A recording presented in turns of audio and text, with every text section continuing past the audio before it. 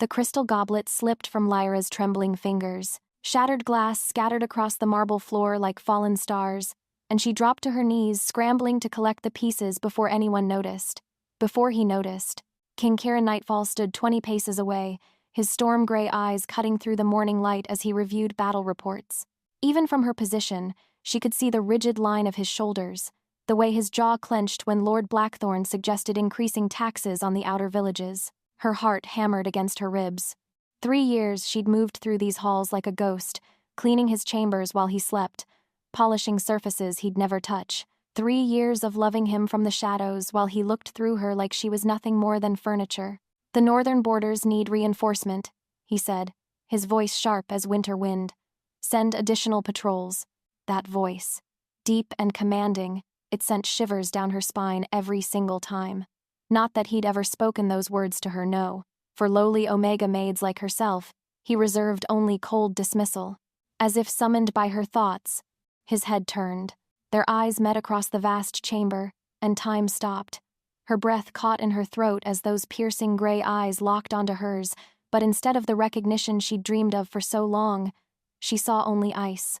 Irritation flickered across his aristocratic features, and his lip curled in barely concealed disgust. "Clean that mess properly," he commanded, his tone cutting through her like a blade. "And try not to break anything else." Heat flooded her cheeks as the council members turned to stare. Lord Blackthorn chuckled softly, the sound making her skin crawl. "Clumsy little thing, isn't she?" he murmured.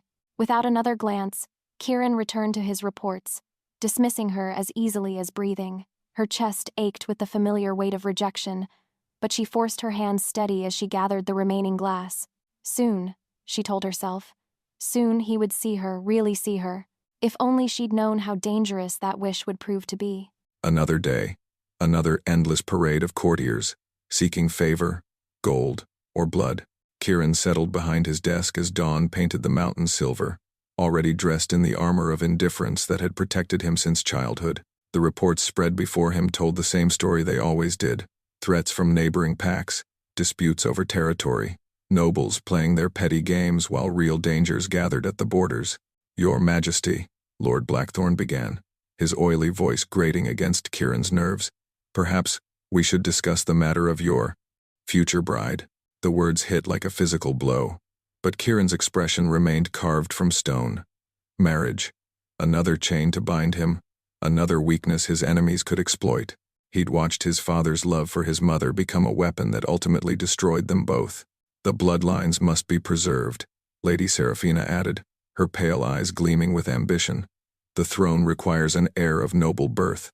Noble birth, as if blood determined worth. As if the scars etched into his soul by watching his parents' murder meant nothing compared to ancient lineages and political alliances. "I will marry when the kingdom requires it," he said flatly. Not before. Truth was, he felt nothing for any of the simpering daughters thrust before him. Nothing for anyone, really. Emotions were liabilities he couldn't afford, not when every moment of weakness invited death. A crash echoed through the chamber, drawing his attention to the shadows near the window. One of the servants knelt among scattered glass, her golden hair catching the morning light like spun sunbeams. Something stirred in his chest irritation, he told himself. Nothing more. Yet as their eyes met, time seemed to stretch between them. Her face flushed pink as wild roses, and for one insane moment, he wanted to stop. "Clean that mess properly," he snapped, his voice harsher than necessary. "And try not to break anything else." The girl flinched as if struck, and satisfaction should have filled him. Instead, an odd emptiness settled in his chest as he forced his attention back to the reports. Tonight's celebration loomed ahead, another performance, another mask to wear. Perhaps strong wine would finally silence the restless hunger that had been growing inside him. He had no idea that very hunger would soon destroy everything. The wine made everything shimmer. Music drifted from the great hall where nobles danced and laughed, but Lyra had escaped to the moonlit gardens, seeking solitude after another day of being invisible. The celebration would continue until dawn, another display of royal power she had no place in. That's when she saw him. King Kieran sat alone on the stone bench beneath the ancient oak, his dark hair mussed, his usually perfect posture slumped with exhaustion. The moonlight carved shadows across his face, making him look younger, vulnerable, Human. Her heart clenched at the sight. Even kings felt pain, apparently. Before she could stop herself, she stepped forward. "Your Majesty? Are you hurt?" His head snapped up, those storm-gray eyes finding hers in the darkness. For a moment, she thought he might order her away. Instead, he laughed a broken sound that made her chest ache. "Hurt?" He raised the wine bottle in his hand, gesturing broadly. "No, little shadow. Just tired of wearing this damned crown. Little shadow." He'd noticed her enough to give her a name. "You don't have to wear it here," she whispered, moving closer despite every instinct screaming at her to run. "In the gardens you could just be Kieran." Something flickered in his eyes, surprise, maybe even gratitude. Without warning, his hand shot out, catching her wrist and pulling her down beside him. The contact sent lightning through her veins, and she gasped at the sudden heat of his skin against hers. "Kieran," he repeated, his own name on his lips like a prayer. "When did you become so brave, little shadow?" The wine on his breath made her dizzy. Or maybe it was the way he was looking at her like she was something precious instead of invisible. His thumb traced circles on her wrist, and she leaned into him, breathing in his scent of cedar and winter storms.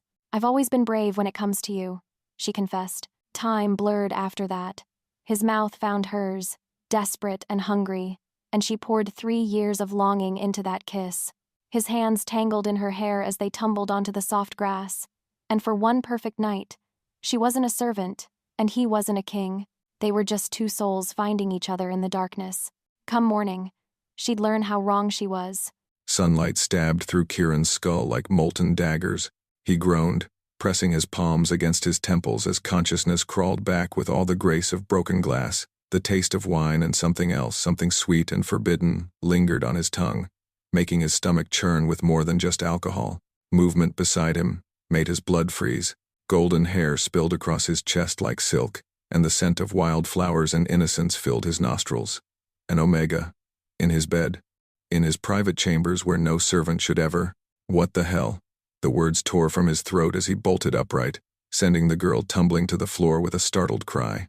She looked up at him with those wide, doe-like eyes he vaguely remembered from yesterday's broken glass incident. Her lips were swollen from kisses he couldn't fully recall. Her servant's dress wrinkled and stained with grass.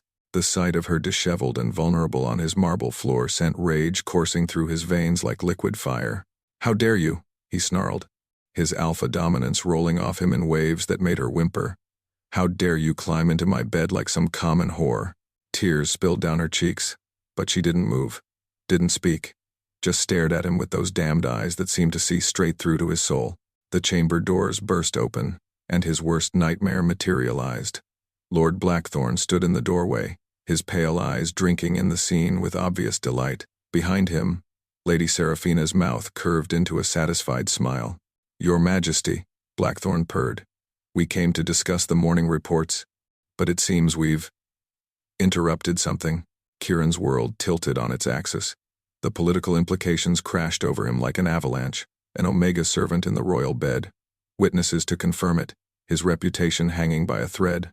"This means nothing," he said, his voice cutting through the morning air like winter wind. "She threw herself at me when I was drunk. Take her away." The girl's face crumpled as if he'd struck her, but Kieran forced himself to feel nothing. Emotions were weakness. Love was death. Even if something deep in his chest screamed that he was making the worst mistake of his life. "Lock her in the dungeons," he commanded, each word carving pieces from his soul. Let her reflect on the consequences of reaching above her station. As the guards dragged her away, Kieran turned his back on her broken sobs. He'd just destroyed the only good thing that had ever touched his life, and he told himself he felt nothing at all. Stone walls wept with moisture that never dried. Lyra pressed her back against the cold dungeon wall, her arms wrapped around her knees as she tried to make sense of the nightmare her life had become. 3 days had passed since the guards had thrown her into this cell like refuse, and still, she couldn't reconcile the tender man from the gardens with the monster who'd ordered her imprisonment. The bread they brought her was moldy. The water tasted of rust and despair. Yet none of that compared to the ache in her chest where her heart used to be. "She threw herself at me when I was drunk." His words echoed in the darkness, each repetition driving the knife deeper. She'd given him everything, her body, her heart, her dreams of a future where love conquered duty, and he'd dismissed it all as the desperate act of a climbing servant. Maybe he was right.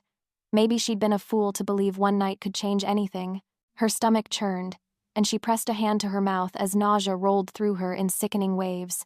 The smell of the dungeon mold and fear and broken dreams made everything worse. She'd felt this way every morning for the past week, but she'd blamed it on heartbreak. Now, as her hand moved instinctively to her flat belly, a different possibility crept into her mind like ice water in her veins. No, it couldn't be. One night couldn't. But deep down, she knew the truth her body was trying to tell her. The signs were there, written in her very bones by the ancient magic that bound their kind. An alpha's seed, planted in Omega soil, growing into something that would change everything. Fear and wonder warred in her chest as she imagined the life taking root inside her. Kieran's child, a piece of the man who'd held her so tenderly before destroying her so completely. She had to protect this secret. Had to survive long enough to figure out what came next, because one thing was certain: if the court discovered she carried the king's bastard, they'd kill her without hesitation. Her hand flattened against her stomach, and for the first time since her imprisonment, she felt something stronger than despair. She felt purpose. The whispers followed Kieran through the palace like carrion birds. Pregnant with his bastard, claims it's the king's, demands execution for her lies. Each word was a blade between his ribs, but he kept his expression carved from granite as he strode toward the dungeons. 3 weeks had passed since he'd thrown the servant girl into the cells, and still, she haunted his dreams with those wounded doe eyes and the taste of wildflowers on her lips. Now the court buzzed with rumors that she carried his child, and they wanted blood. The bloodline must remain pure, Lady Seraphina had declared that morning, her voice dripping with righteous fury. This Omega's lies cannot be allowed to spread. But they weren't lies, were they? Even drunk, Kieran remembered enough to know he'd taken her completely that night in the gardens. The thought of his seed growing inside her should have filled him with disgust instead. It stirred something primal and possessive in his chest that terrified him. The dungeon guard stepped aside as he approached her cell, and what he saw there nearly brought him to his knees. She sat curled in the corner like a broken bird, her golden hair matted and dull, her servant's dress hanging loose on her diminished frame, but it was her scent that hit him like a physical blow beneath the smell of fear and despair. Something else lingered, something sweet and new and unmistakably his bloodline, his heir. Growing inside this slip of a girl who dared to comfort a drunken king, their eyes met through the iron bars, and he watched her hand move protectively to her still flat belly. The gesture was so unconsciously maternal, so fiercely defensive, that his alpha instincts roared to life with terrifying intensity. Mine, protect, claim. Is it true? He asked, his voice rougher than he intended. She lifted her chin with defiance that should have been impossible after weeks of imprisonment. Would it matter if it were? Yes, he wanted to roar. It would matter more than his crown, more than his kingdom, more than his very life. But kings didn't feel such things. Kings couldn't afford to love. She stays, he announced to the guards, his alpha command brooking no argument. Anyone who touches her answers to me. As he walked away, he told himself it was about protecting his bloodline. He refused to acknowledge the voice in his head that whispered it was about protecting her. The tower room felt like a beautiful prison. Silk curtains replaced iron bars, and soft carpets covered cold stone. But Lyra knew captivity when she lived it. Even so, the transformation from dungeon to luxury had happened overnight. One day she'd been eating moldy bread. The next, servants brought her warm baths and meals fit for nobility, all because of the life growing inside her. She pressed her hand to her rounded belly, feeling the first flutter of movement beneath her palm. 4 months now, and the child grew stronger every day, along with Kieran's possessive attention. "Eat more," he commanded from the doorway, his storm-gray eyes fixed on the barely touched breakfast tray. The child needs proper nutrition. The child. Never their child, never her. Always clinical, always distant, as if she were nothing more than a vessel carrying his precious air. "I'm eating enough," she replied, not bothering to look at him. These daily visits had become routine. He'd check on his investment, issue orders about her care, then leave without a single personal word. Yet something had changed in his scent lately. Beneath the cold authority, she caught hints of something warmer, something that made her traitorous heart skip despite everything he'd done to her. "The physician says you're too thin," he continued, stepping closer. "And you look pale." Now she did look up, meeting his gaze with all the strength she could muster. "Perhaps imprisonment doesn't agree with me, Your Majesty." A muscle ticked in his jaw. For a moment, she thought she saw something flicker in those gray depths, regret, maybe even pain. But then, his mask slammed back into place. "You're not imprisoned," he said coldly. "You're protected. The court would see you dead if they could. And what about you?" The words escaped before she could stop them. "Would you see me dead too?" The silence stretched between them like a chasm. His hands clenched at his sides, and she caught the faint tremor in his voice when he finally spoke. "Rest," he ordered, turning toward the door. "I'll send more food." But he paused at the threshold, his shoulders rigid with tension she didn't understand. "The child will want for nothing," he said without looking back. "I swear it." After he left, Lyra touched her belly again, whispering to the life within. Something was changing in their cold king. She could sense it in the way his visits grew longer, his attention more intense. The question was whether she'd survive long enough to discover what it meant. Books were safer than conversation. Kieran told himself that as he carried another stack of volumes to her tower room, histories and poetry, stories of far-off lands she'd never see. Educational material for the mother of his heir. Nothing more. Certainly not because her eyes lit up when she read, or because watching her trace the words with gentle fingers made something warm unfurl in his chest. "More books?" Lyra asked, looking up from where she sat by the window, afternoon sunlight turning her hair to spun gold. At 6 months, her pregnancy showed in the gentle curve of her belly, the fuller softness of her face. She was beautiful. The thought hit him like a physical blow, and he forced it down with practiced efficiency. "The child should be exposed to learning," he said, setting the books on her table. "Even in the womb." "The child," she repeated, her voice carrying an edge he didn't understand. "Always the child. Never me." Something in her tone made him pause. She looked tired. He realized dark circles shadowed her eyes, and her hands trembled slightly as she reached for one of the new volumes. "Are you well?" The question escaped before he could stop it, genuine concern bleeding through his careful control. Her eyes widened in surprise. Yes, just tired." Without thinking, he moved closer, his hand hovering near her forehead to check for fever. The movement brought him close enough to breathe in her scent, wildflowers, and something uniquely her that made his alpha instincts purr with satisfaction. Their eyes met, and time seemed to slow. He could see flecks of green in her brown irises, could count the freckles scattered across her nose. When she unconsciously leaned into his almost touch, every rational thought fled his mind.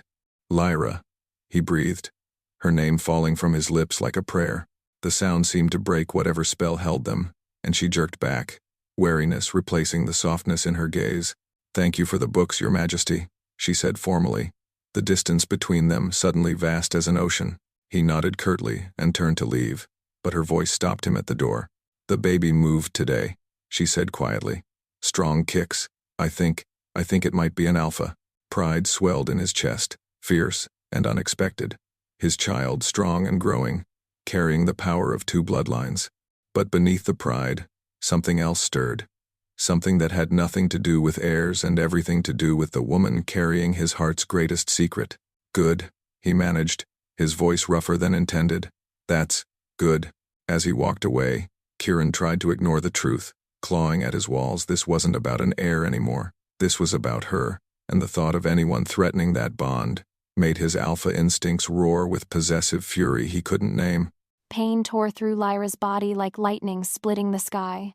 She gripped the bedsheets, sweat beading on her forehead as another contraction ripped through her swollen belly. 8 months of captivity had led to this moment, bringing Kieran's children into a world that would see them as weapons in his hands. "Breathe through it," the midwife commanded, her weathered hands checking Lyra's progress. The first one's crowning. First one. Twins, as the physician had discovered last month, a revelation that had sent Kieran into a possessive frenzy of increased guards and tighter restrictions. She'd become more valuable, and therefore more trapped. "Push now!" Agony gave way to relief as her daughter slipped into the world, her tiny cry piercing the air like a battle horn. Through her exhaustion, Lyra glimpsed dark hair and storm-gray eyes, Kieran's features stamped in miniature perfection. "Another one coming," the midwife announced, and Lyra bore down again, bringing forth her son with hair like spun gold and her own brown eyes. Perfect, beautiful, and destined for a life as pawns in their father's cold game. As the midwife cleaned the babies, Lyra caught fragments of conversation from the hallway guards discussing how the king planned to raise his heirs in the royal nursery while keeping her locked away, useful only for feeding them until a wet nurse could be found. Fear sharper than labor pains cut through her. He meant to take them, to raise them without her, to turn them into the same emotionless weapons he'd become. No. When the midwife stepped out to announce the births, Lyra moved with desperate strength. Her servant's knowledge of the castle's secret passages became her salvation. She'd cleaned those tunnels for years, knew every hidden exit that led to the woods beyond. Wrapping her newborns in stolen blankets, she pressed against the loose stone behind the tapestry. The passage opened like an answered prayer, revealing the darkness that would lead to freedom. "Forgive me," she whispered to the empty room, though she wasn't sure if she spoke to Kieran or her children. "But you'll know love, I swear it." The forest welcomed them with open arms, ancient trees whispering promises of sanctuary. Behind her, Shadowmere Palace blazed with torchlight as the alarm was raised, but ahead lay the whispering woods, vast and wild and free. Her children would grow knowing laughter and gentleness, not just duty and power. They'd learn that strength came from love, not fear, even if it meant she'd spend her life running from the only man who'd ever made her heart sing. As she disappeared into the green darkness, Lyra heard a sound that chilled her to the bone. The anguished howl of an alpha who'd just lost everything that mattered. Let him howl. Let him rage. Her children would be free. Mud clung to Kieran's boots like the weight of another failed lead.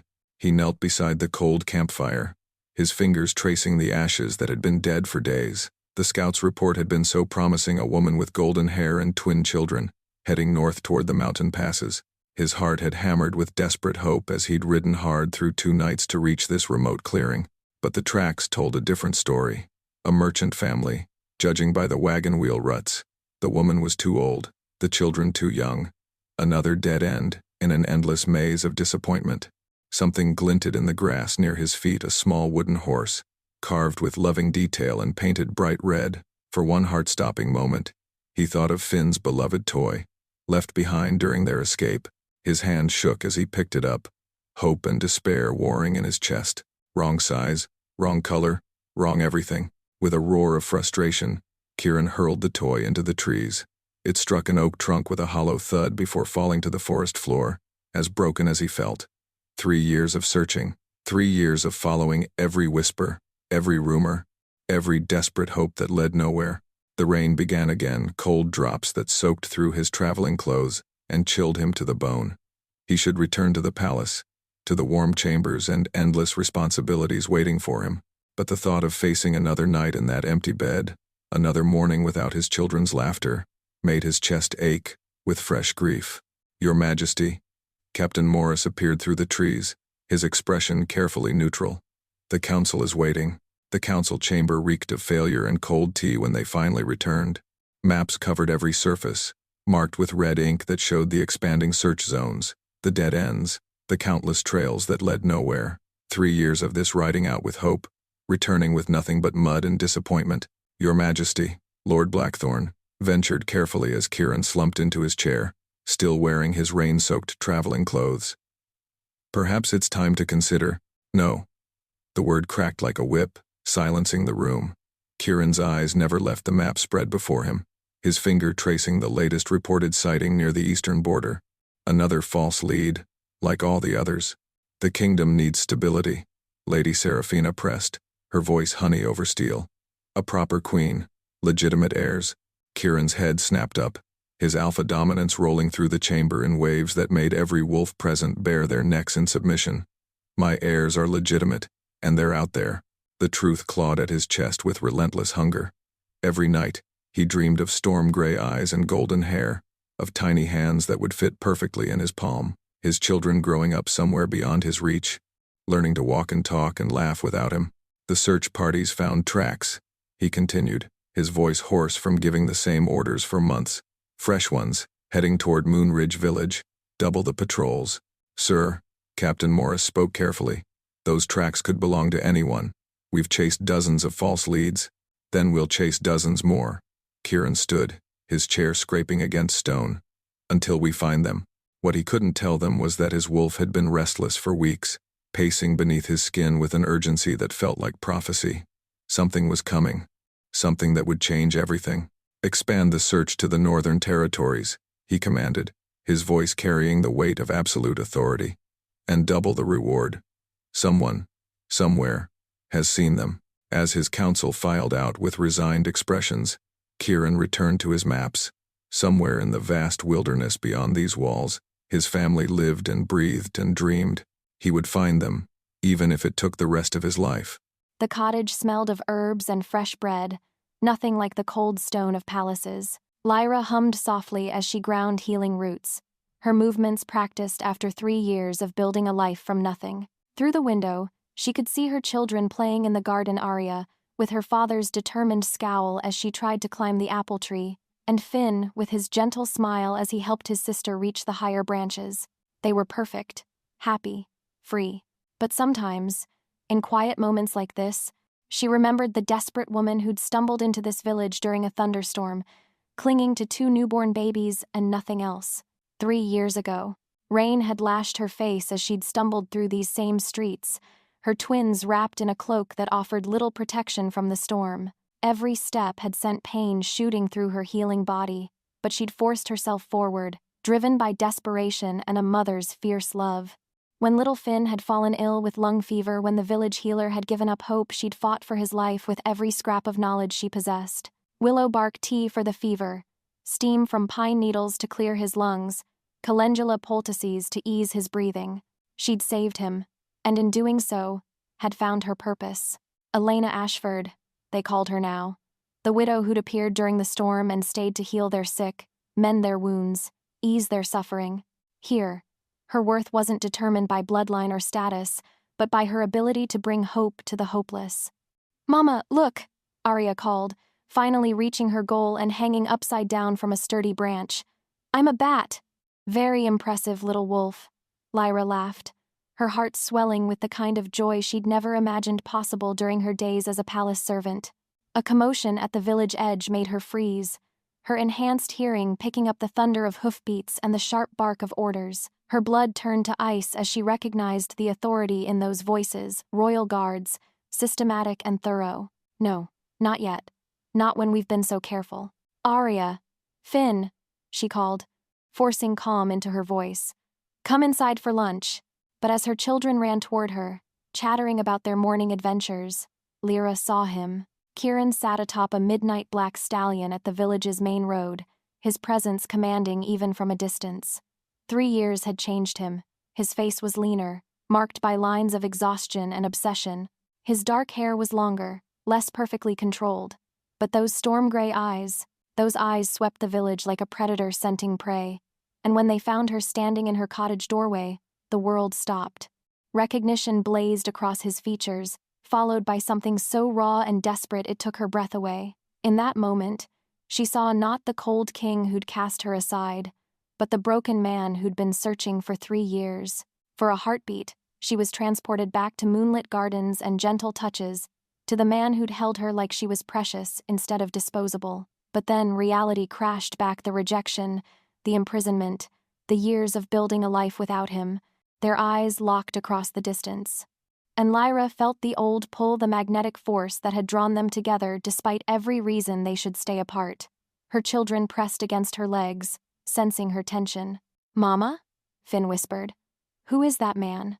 Before she could answer, Kieran dismounted and began walking toward them with the slow, deliberate stride of a man approaching his salvation. Or his destruction. She was no longer the broken servant he'd dismissed. She was Elena Ashford, healer, mother, pillar of a community that valued her for exactly who she was. The woman who faced him now had been forged in the wilderness, tempered by hardship, and strengthened by the love of children who knew her worth. And as he drew closer, Lyra realized with crystal clarity that she would never again be the shadow who accepted scraps of affection. If he wanted her back, he would have to prove he deserved her. She was everything he'd forgotten and more than he'd ever imagined. The servant girl he'd known had been soft, yielding, desperate for his attention. This woman, this Lyra, who stood protecting their children like a she-wolf defending her den, blazed with quiet strength that hit him like a physical blow. "Hello, Lyra," he said when he reached her cottage gate, his voice carefully controlled despite the chaos raging in his chest. Her chin lifted with defiance that would have been impossible 3 years ago. "Your Majesty." The formal address stung, but not as much as the way she positioned herself between him and the two small figures hiding behind her skirts. His children, his heirs, living, breathing proof that his heart had once been capable of creating something beautiful. "Introduce me to them," he said, his alpha command threading through the words, despite his attempt at gentleness. "No." The simple word rang with absolute finality. "They're not yours to claim." Rage and admiration warred in his chest. She'd grown claws during their separation, learned to bite back instead of simply enduring. The change was magnificent and infuriating in equal measure. "They carry my blood," he growled, his control slipping. "They're the future of my kingdom."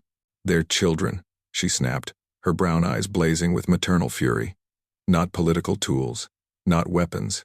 Children who deserve love, not duty."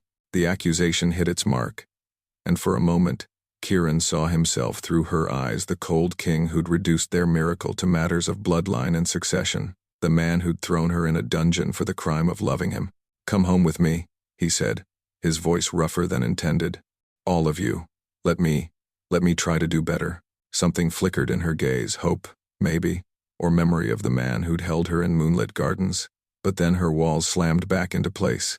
"No," she said simply. "We're happy here. Safe. We don't need your crown or your kingdom." The rejection carved through him like silver, but Kieran had learned patience during 3 years of searching. He'd also learned that some prizes required conquest, not courtship. "I'm afraid I must insist," he said, stepping closer to the gate.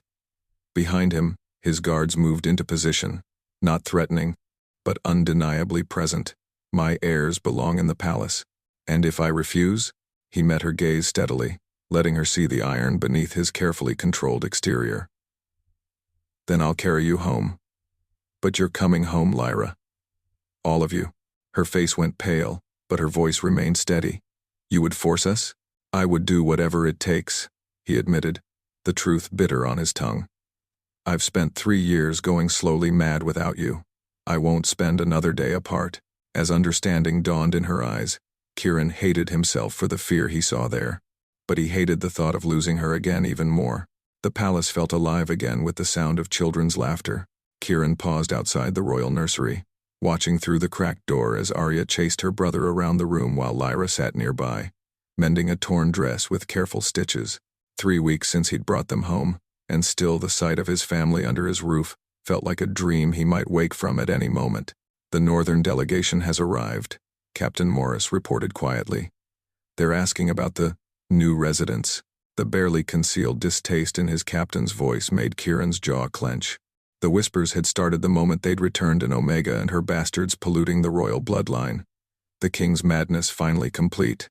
"Tell them my private affairs are not their concern," Kieran replied, his voice carrying the edge that made lesser wolves submit. Through the door, he watched Arya stumble and scrape her knee on the stone floor. Tears welled in her storm-gray eyes. His eyes and Lyra immediately gathered the little girl into her arms, pressing soft kisses to the minor wound while murmuring soothing words. Something fierce and protective roared to life in Kieran's chest. These people who whispered and judged they would never understand what it meant to watch your child's pain and feel it echo in your own bones.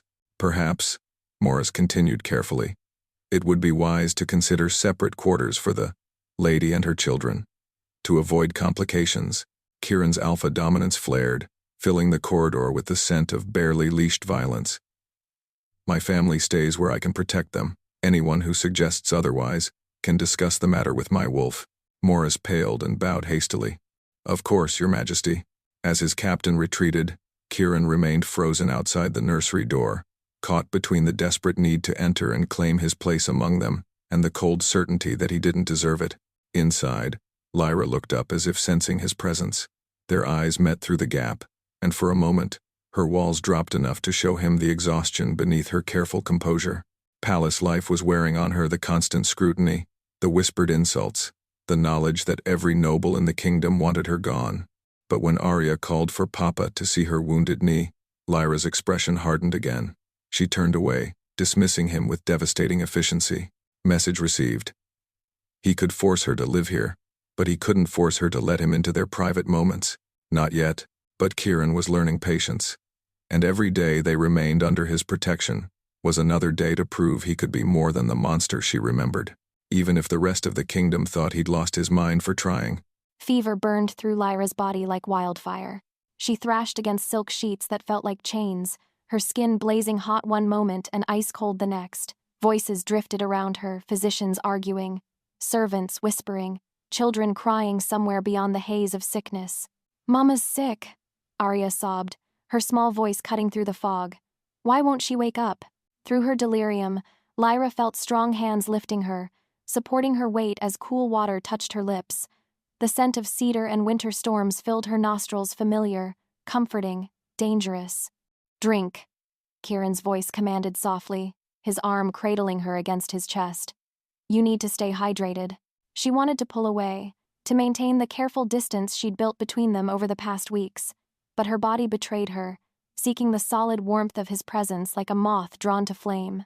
"The children," she whispered, her voice barely audible. "Are safe," he assured her, his hand stroking damp hair from her forehead. "I'm watching them. They're eating their dinner in the sitting room, making enough noise to wake the dead." Despite her fever, Lyra almost smiled. Their children had adapted to palace life with the resilience of youth, charming servants and terrorizing tutors in equal measure. It was she who struggled with the weight of judgment, the constant awareness that she didn't belong. "You should go," she mumbled, trying to shift away from his touch. "The court will talk." "Let them talk." His voice carried a roughness she didn't understand. "You're burning up, and the physician says the crisis hasn't passed." "I'm not leaving." Through the haze of illness, she felt him settling beside her on the bed, his presence solid and reassuring. When she shivered despite her fever, he pulled a blanket over her shoulders with infinite gentleness. "I dreamed about them," she confessed, her defenses weakened by sickness. "Our babies. Every night for 3 years, I dreamed you'd found us." His hand stilled in her hair. Were they nightmares?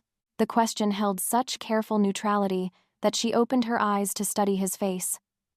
What she saw there, vulnerability, hope, desperate longing, made her chest ache with more than fever. "Sometimes," she admitted, "but not always." For 3 days, he stayed, feeding her broth when she was too weak to hold a spoon, reading stories to the children when they grew restless, carrying her to the window so she could feel sunlight on her face. When she finally broke into healing sleep, it was with his hand in hers and his whispered promise that he'd be there when she woke. And he was. When she opened her eyes to find him slumped in the chair beside her bed, exhaustion written in every line of his body, Lyra realized something had shifted between them. The walls she'd built weren't just protecting her anymore. They were protecting him too. The nursery door hung open like a wound. Kieran stood in the empty room, his heart hammering against his ribs as he took in the overturned toys, the scattered books, the silence that screamed of violence. On the floor, a small wooden horse lay broken Finn's favorite, carved by the village carpenter who'd treated his son with gentle kindness. "They took them at dawn," Captain Morris reported, his voice tight with failure. "Professional work, no witnesses, no trail."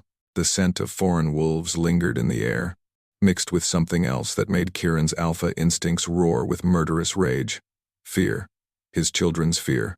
Sharp and acrid and wrong. "How?" The word came out as a growl, his control fraying at the edges. "Lady Seraphina's morning visit," Morris said grimly. "She brought guards, said it was for protection." By the time the servants realized what was happening, Kieran's vision went red. Seraphina, the pale-eyed bitch who'd smiled and plotted and whispered poison in noble ears, all while planning this ultimate betrayal. Where is she? Gone. Her entire household vanished before the alarm was raised. Morris paused, then added with reluctant duty, "There's a message, Your Majesty." The parchment felt like poison between Kieran's fingers. The words blurred together, but their meaning carved itself into his bones with cruel precision. Your bastards are safe. For now, the kingdom needs a proper queen. You will publicly announce your betrothal to Lady Seraphina by noon. The wedding will take place in 3 days. If you refuse, or if you attempt any rescue, you will receive your heirs back in pieces. A wedding, he whispered, the paper crumpling in his fist. They want me to marry Seraphina. Behind him, a sound of pure anguish tore through the morning air. Kieran spun to find Lyra in the doorway, her face white as death as she took in the empty room. No, she breathed, falling to her knees beside the broken toy. No, no, no. Her grief was a living thing, clawing at the air between them. But beneath it, Kieran heard something else, a mother's fury that matched his own. We'll get them back, he vowed, kneeling beside her on the cold stone. I swear to you, we'll bring them home. She looked up at him with eyes full of desperate hope and devastating understanding. They want you to marry someone else, to forget about us. The truth hung between them like a blade. His children's lives in exchange for his heart. The ultimate test of what mattered more, his crown or his family.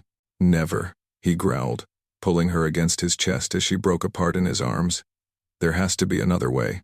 But even as he held her, Kieran felt the weight of impossible choices pressing down on him. Some prices were too high to pay. Others were too high not to. The throne room felt like a tomb draped in silk and lies. Lyra stood in the shadows behind the massive columns, watching Kieran pace before his council like a caged wolf. 2 days had passed since their children's kidnapping, and the weight of impossible choices had carved new lines into his face. The announcement must be made public, Lady Seraphina declared, her pale eyes gleaming with triumph. She sat in the chair, traditionally reserved for the queen, already claiming her prize. The kingdom grows restless with uncertainty. My children, Kieran began, his voice raw with barely controlled fury. Will be returned safely once you fulfill your duty, Seraphina interrupted smoothly. The realm needs stability, Your Majesty. A proper bloodline. Surely you understand. Through the marble pillars, Lyra watched the man she'd once loved, still loved, if she was honest, struggle with a choice that would destroy them both. His hands clenched and unclenched at his sides, every muscle taut with the effort of maintaining control. And if I refuse? He asked quietly. Seraphina's smile turned predatory. Then your bastards will discover how quickly accidents can befall unprotected children. The threat hung in the air like poison. Lyra pressed her hand to her mouth, stifling the sob that tried to escape. Her babies, her sweet, innocent babies, trapped somewhere in the darkness while their father was forced to choose between their lives and his heart. She couldn't let him sacrifice himself for them, wouldn't let him destroy his chance at happiness because of her choices. Before she could lose her courage, Lyra stepped from the shadows. Every head in the council chamber turned toward her, but she only had eyes for Kieran. Do it, she said, her voice steady despite the way her world was crumbling. Marry her. Kieran's face went white. Lyra, our children need to live, she continued, each word cutting pieces from her soul. They need their father, even if they can't have their mother. Promise me you'll protect them. Promise me you'll love them enough for both of us. The silence that followed was deafening. She watched understanding dawn in his storm-gray eyes, followed by anguish so deep it made her chest ache. There has to be another way, he whispered. Lyra smiled through her tears, memorizing his face one last time. Sometimes love means letting go. As she turned to leave, she heard him call her name, broken, desperate, pleading, but she didn't look back. Some promises were too sacred to break, even when keeping them shattered your heart into 1,000 pieces. The cathedral bells tolled like death knells across the kingdom. Kieran stood at the altar in ceremonial robes that felt like chains, watching nobles file into the ancient stone church with expressions ranging from satisfaction to poorly concealed pity. 3 days of preparation had led to this moment, the public destruction of everything that mattered to him. Lady Seraphina approached down the aisle in flowing white silk, her pale beauty unmarred by conscience or mercy. Behind her veil, Lyra's words echoed in his memory. Sometimes love means letting go, but letting go felt like dying. Dearly beloved, the high priest began, his voice echoing off vaulted ceilings. We are gathered here in the sight of the moon goddess to witness the union of King Kieran Nightfall and Lady Seraphina Blackthorn. The words blurred together into meaningless noise. Kieran's eyes found Lyra in the crowd she'd insisted on attending, claiming she needed to see their children safely returned. Her face was pale as moonlight, but her chin remained lifted with the strength that had first drawn him to her. If anyone has objections to this union, the priest continued, let them speak now or forever hold their peace. Silence filled the cathedral like water filling a grave. Kieran's wolf howled inside his chest, desperate to break free and tear apart everything that had led them to this moment. The rings, the priest prompted. Seraphina's hand felt cold and lifeless in his, nothing like the warmth and life he'd found in Lyra's touch. As he slipped the golden band onto her finger, Kieran felt something essential die inside him. Do you, Kieran Nightfall, take Lady Seraphina as your queen, to have and to hold, in sickness and in health, forsaking all others? I. The cathedral doors exploded inward with a crash that shook the ancient stones. Every head turned toward the commotion, gasps and shouts filling the air.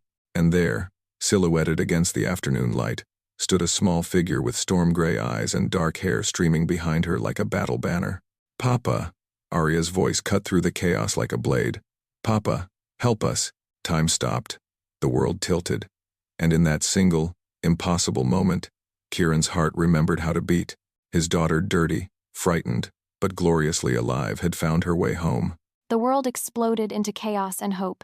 Lyra surged to her feet as Arya stumbled into the cathedral, her little girl's face streaked with dirt and tears, but blazing with determination. Behind her, Finn appeared in the doorway, his golden hair catching the light like a beacon of impossible salvation. "Mama!" he cried, spotting her in the crowd. Everything else ceased to matter. The wedding, the nobles, the carefully laid plans, all of it crumbled before the miracle of her children's freedom. Lyra pushed through the crowd, her heart hammering as she gathered her babies into her arms. "How?" she whispered, pressing desperate kisses to their faces. "How did you escape?" "We remembered what you taught us," Arya said proudly, wiping her nose on her torn sleeve. "About the secret passages." "And Finn found the loose stone just like in the palace. We ran all night," Finn added, clinging to her neck. "The bad lady's guards were sleeping, and we climbed out the window and followed the river like you showed us. 3 years old, and they'd engineered their own rescue." Pride and terror warred in Lyra's chest as she realized how close she'd come to losing them forever. The cathedral erupted around them, nobles shouting, guards scrambling, Lady Seraphina's voice cutting through the chaos like shattered glass. But none of it mattered because Kieran was there, dropping to his knees beside them with an expression of wonder that took her breath away. "My brave little wolves," he whispered, his voice breaking as he gathered all 3 of them into his arms. "My fierce, brilliant children." For a moment, they were just a family reunited against impossible odds. Lyra breathed in his scent of cedar and winter storms, felt the solid warmth of his embrace, and allowed herself to believe in miracles. "Your Majesty," Lady Seraphina's voice cut through their reunion like ice. "The ceremony must continue. A few runaway children don't change the law." "The hell they don't!" Kieran's voice rang through the cathedral with the authority of an alpha king who'd finally remembered what mattered most. He rose slowly, his storm-gray eyes blazing with deadly intent. "Lady Seraphina, you're under arrest for kidnapping. Guards take her." As chaos erupted anew, Lyra felt the last of her walls crumble.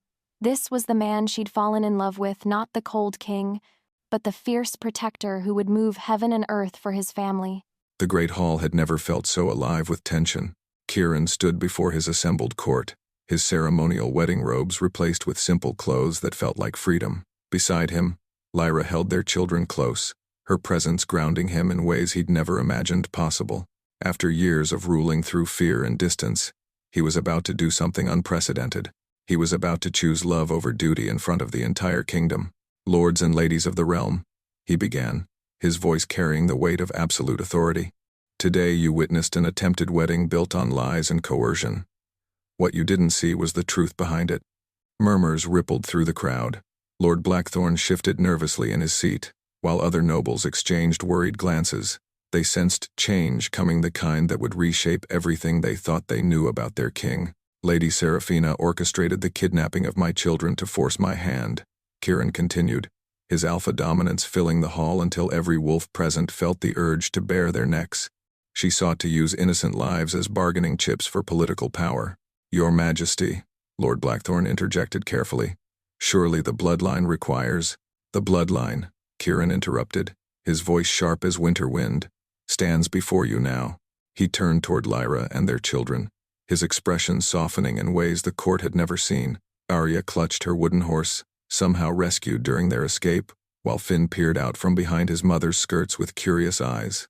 "These are my heirs," he declared, his voice carrying to every corner of the vast hall. Arya and Finn Nightfall, born of love, rather than political convenience. And this, he took Lyra's hand, intertwining their fingers, is the woman who will stand beside me as queen. The silence that followed was deafening.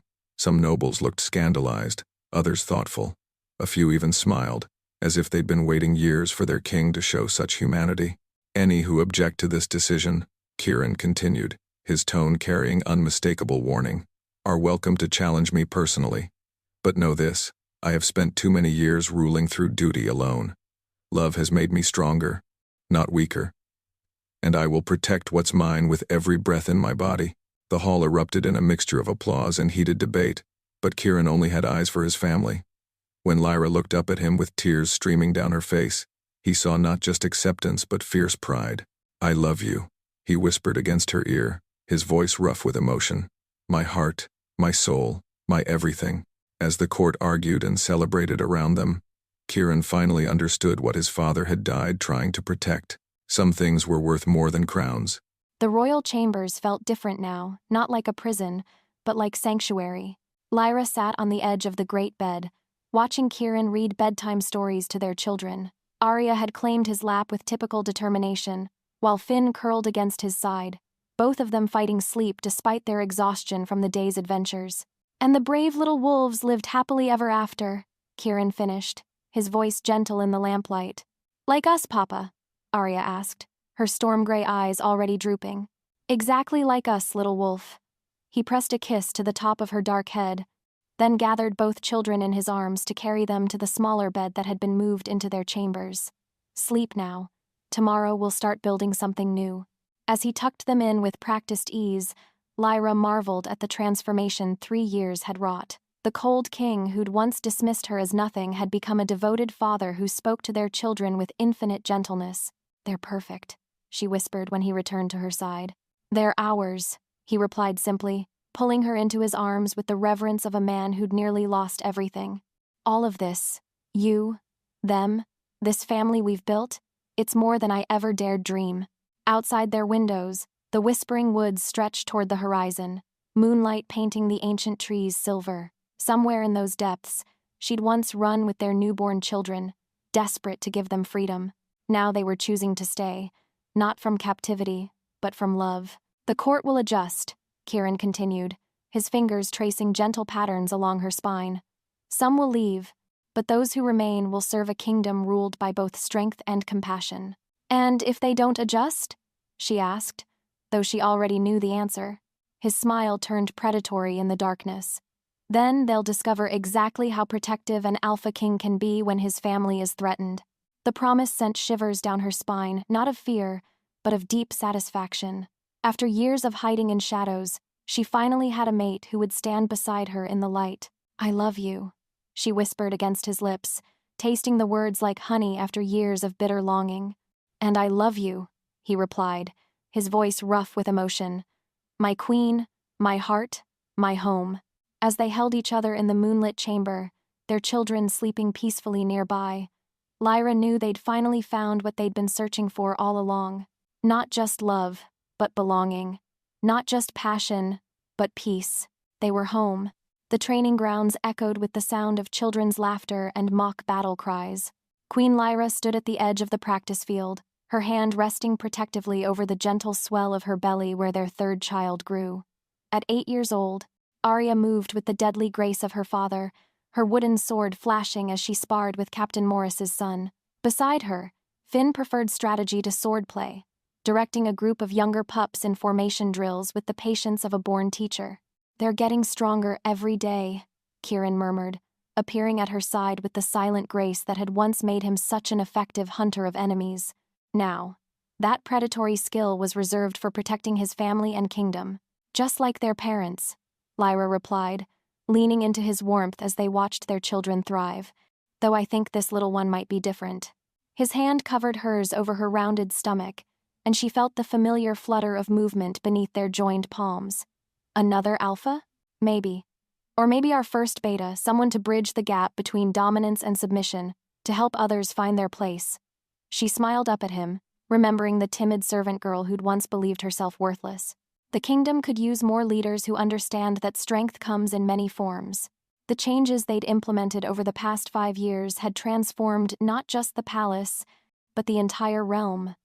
Omegas no longer cowered in shadows, they served as advisors, healers, and teachers, their natural empathy valued rather than dismissed. The strict hierarchy that had once defined their world had softened into something more fluid, more just. Your Majesties. A young Omega approached with confidence that would have been impossible under the old regime. The delegation from the Eastern Pax has arrived. They're asking about the integration policies. Lyra and Kieran exchanged knowing looks. Word of their kingdom's transformation had spread to neighboring territories, and requests for guidance came weekly from rulers struggling to balance tradition with progress. Tell them we'll meet in the council chamber in an hour, Kieran replied. And Elena, thank you for organizing their visit. As the young woman departed with a smile, Lyra marveled at how natural leadership had become for both of them.